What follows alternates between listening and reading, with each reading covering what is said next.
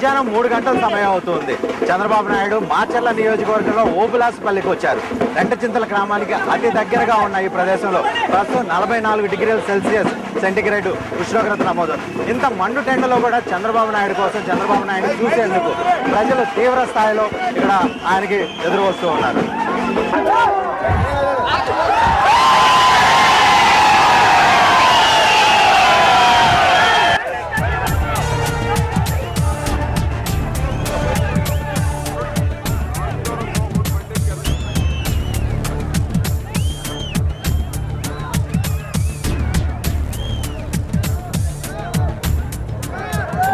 దానిలో కాంగ్రెస్ పార్టీ తగ్గించడం లేదు. అలాంటి ప్రభుత్వం పైన పోరాడవలసిన అవసరం ఉంది. రేపు ఎన్నికల్లో ధరలు తగ్గించలేని ఈ ప్రభుత్వాన్ని, ఈ పార్టీని చిత్తుగా ఓడిస్తామని మీరు గట్టిగా తెలియజేయాల్సి ఉంది.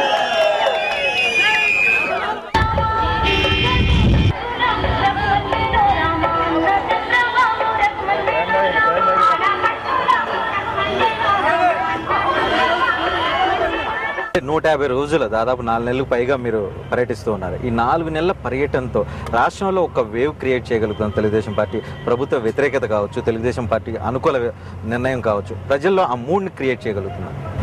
తప్పకుండా చేస్తాం.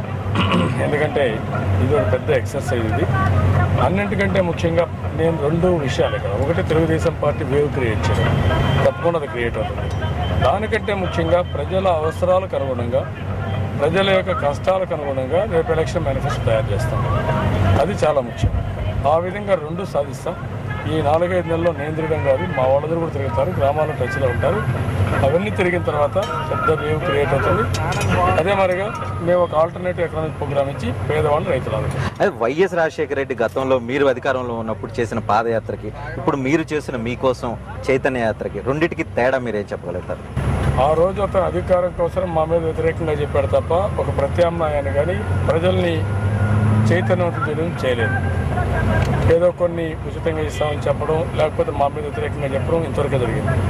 ఈరోజు నేను 2 పర్పస్ల కోసం పోతున్నాను. ఒకటి, ప్రభుత్వ వ్యతిరేక విధానాలు అవన్నీ చెప్తూనే, ఇంకొక పక్క ప్రత్యామ్నాయం ఎట్టుండాలి, ఏం చేస్తే మీరు బాగుపడతారు అని ప్రజల నుంచి ఫీడ్బ్యాక్ తీసుకుంటాను. ఆ డిఫరెన్స్. ఓకే, ఈ 150 రోజుల తర్వాత తెలుగుదేశం పార్టీ ప్రజల గురించి ఇది ఆలోచించగలదు, ప్రజల కోసం ఇది చేయగలదు అంటే ఏం చెప్పగలుగుతారు? చాలా స్పష్టంగా ఇది ఒక చరిత్రాత్మకమైనటువంటి యాత్ర. నేను ఒకప్పుడు సంస్కరణలు పెట్టి ప్రపంచం మొత్తం ఆంధ్రప్రదేశ్ గుర్తింపు తీసుకొచ్చాను. టెక్నాలజీ పెట్టి భారతదేశానికి మొత్తం గుర్తింపు తీసుకొచ్చాను.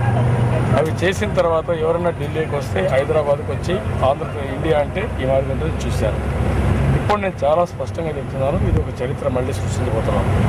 ఈరోజు మేము తీసుకునే నిర్ణయాలు, ఈరోజు మేము తీసుకునే అప్రోచ్ భారతదేశం మొత్తం అన్ని రాజకీయ పార్టీలు, అన్ని రాజకీయ నాయకులు ఫాలో అయ్యే పరిస్థితి వస్తుంది. అది ఒక చరిత్ర సృష్టించబోతాం. That is the biggest contribution for the society. Okay, బహుదూరం బాటు సార్. మీరు ఇంకా 130 రోజులు పైగా యాత్ర కొనసాగాల్సిన అవసరం ఉంది. మీకు గుడ్ లక్ చెప్తున్నాం. అదేవిధంగా మీ ఆరోగ్యం జాగ్రత్తగా ఉండాలని చెప్పి ఆశిస్తున్నాం. Thank you very much. Thank you Rajani garu. Thank you.